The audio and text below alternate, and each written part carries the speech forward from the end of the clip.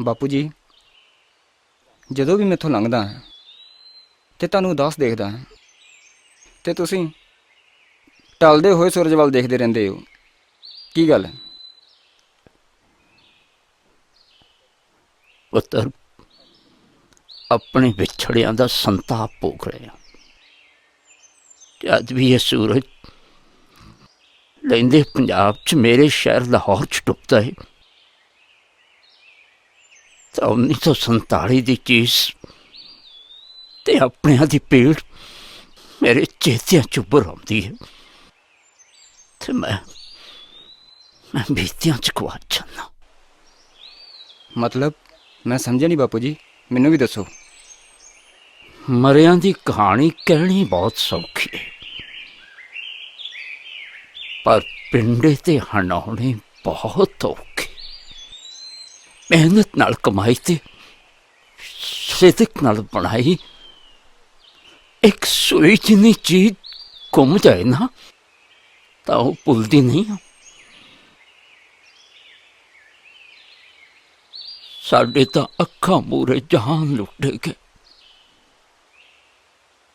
1947 ਦਾ ਸੰਤਾਪ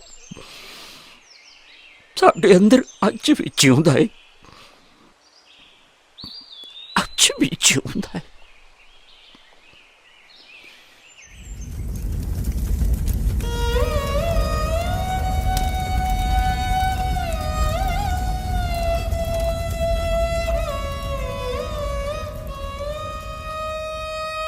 ਸਨ 47 ਭੁੱਲਦੀ ਨਹੀਂ ਓ